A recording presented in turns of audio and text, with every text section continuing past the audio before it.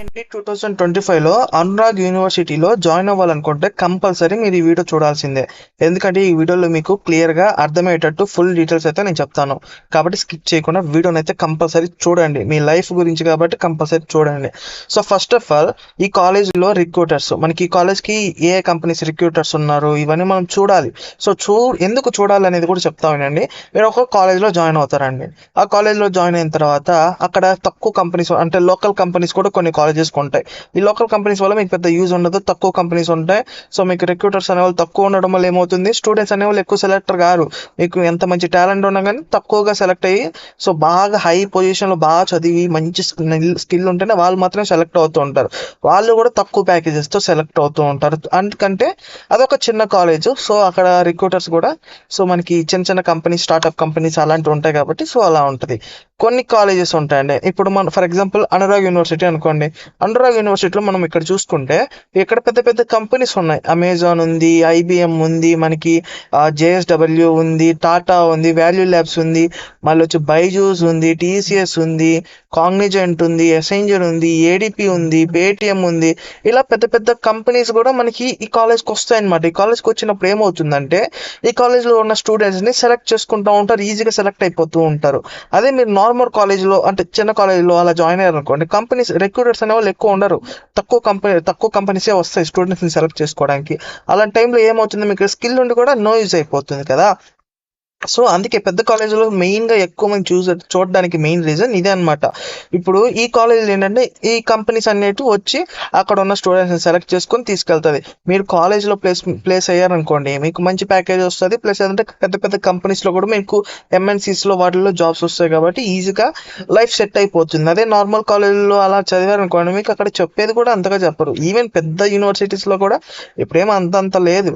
కాకపోతే కంపెనీస్ అనేటివి ఎక్కువ వస్తాయండి. మీరు మంచిగా స్కిల్ డెవలప్ చేసుకుంటే కంపెనీస్ ఎక్కువ ఉండడం వల్ల మీకు ఎందులో ఒక దాంట్లో ఆఫర్ వచ్చేస్తుంది, మీరు హ్యాపీగా జాబ్లోకి వెళ్ళిపోతారు.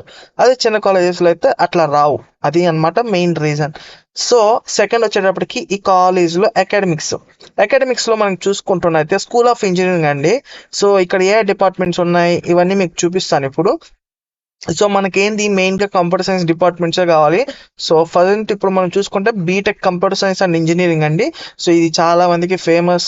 సో ఇదే జాయిన్ అవ్వాలి పేరెంట్స్ని ఇబ్బంది పెట్టేస్తూ ఉంటారు. తర్వాత వచ్చేటప్పటికి బీటెక్ ఇన్ ఆర్టిఫిషియల్ ఇంటెలిజెన్స్ ఇది కూడా ఉందన్నమాట ఈ కాలేజ్లో. ఇది కూడా 4 years ఉంటుంది. ఇవన్నీ బీటెక్ సంబంధించినట్టు కూడా 4 years ఉంటాయి. ఇంకా బీటెక్ ఇన్ ఇన్ఫర్మేషన్ టెక్నాలజీ. ఈ మీకు ఒక డౌట్ వచ్చి ఉంటుంది, ఇది ఎందుకు మాకు ఇదే కదా మెయిన్ కావాల్సింది కంప్యూటర్ సైన్స్ ఇంజనీరింగ్ అనుకుంటా అంటారు. కొన్నిసార్లు కంప్యూటర్ సైన్స్ ఇంజనీరింగ్లో సీట్లు రావండి. అలాంటప్పుడు ఇన్ఫర్మేషన్ టెక్నాలజీలో కూడా మనం తీసుకోవచ్చు, ఆర్టిఫిషియల్ ఇంటెలిజెన్స్ కూడా తీసుకోవచ్చు. ఇవి తీసుకోవడం వల్ల ఏమవుతుంది, పెద్ద డిఫరెన్స్ అంటూ ఏం ఉండదు. వాటి మీద కొంచెం డెప్త్ ఉంటుంది. మీకు బయటకు వెళ్తే కూడా సేమ్ వాల్యూవే ఉంటుంది. సో మీరు భయపడాల్సిన అవసరం లేదు, హ్యాపీగా తీసుకోవచ్చు అనమాట.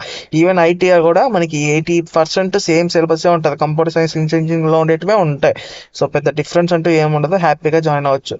తర్వాత BTech electronics, BTech chemical engineering, BTech in civil engineering, BTech in electronics communication engineering, తర్వాత BTech in CSC data science, తర్వాత బీటెక్ ఇన్ ఏఐఎంఎల్ అంటే ఆర్టిఫిషియల్ ఇంటెలిజెన్స్ మిషన్ లెర్నింగ్ అనమాట, BTech in CSC cyber security. So cyber security కూడా మంచిదే అండి, మంచి demand ఉంది ఈ మధ్య. ఎందుకంటే ఇప్పుడు మనం చూస్తుంటే మనకి సైబర్ అటాక్స్ అంటే చాలా జరుగుతూ ఉన్నాయి. సో కాబట్టి సైబర్ సెక్యూరిటీ కూడా మంచి వాల్యూ ఉంటుంది ఫ్యూచర్లో. సో ఇదండి ఈ డిపార్ట్మెంట్స్ ఈ కాలేజ్కి వచ్చి. ఇంకొచ్చేటప్పటికి ఈ కాలేజ్లో ప్లేస్మెంట్ స్టాటిక్స్ అయితే ఒకసారి చూసేద్దామండి. సో నాకు తెలిసిన ఫ్రెండ్స్ని అంతా అడిగినప్పుడు వాళ్ళు చెప్పింది ఏంటంటే ప్లేస్మెంట్స్ పర్వాలేదు, మరీ తోపని చెప్పలేం కానీ కొంచెం పర్వాలేదు, కాలేజీలో కూడా బాగానే ఉంటుంది. సో మరీ అంతని ఊహించుకోవాల్సిన అవసరం లేదు. కొంచెం డిమాండ్ ఉన్న కాలేజీ, డిమాండ్ అయితే ఉంది కాలేజ్కి, కానీ మరీ అని ఊహించుకోవాల్సిన అవసరం అయితే లేదు. నార్మల్గానే ప్లేస్మెంట్స్ ఇవన్నీ కామన్గానే ఉంటాయి.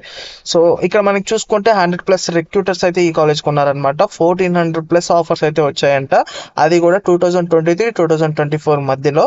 అలాగే 5 lakhs యావరేజ్గా వచ్చిందంట ప్యాకేజ్ అనేది. తర్వాత మనకి హైయెస్ట్ ప్యాకేజ్ వచ్చేటప్పటికి 20 LPA. సో నా ఉద్దేశం ఏంటంటే దీనికంటే బెటర్ కాలేజెస్ కూడా, బెటర్ యూనివర్సిటీస్ కూడా ఉన్నాయి. సో మీకు వీలుంటే అది కూడా చూడండి. నెక్స్ట్ వీడియోస్లో నేను పెడతాను, సో అవి కూడా చూడొచ్చు. ఈ వీడియోలో లైక్ చేయండి, సబ్స్క్రైబ్ చేయండి, కామెంట్ చేయండి. ఓవరాల్గా కాలేజీలో జాయిన్ అవ్వచ్చా లేదా అంటే జాయిన్ అవ్వచ్చు అండి, నో ప్రాబ్లం.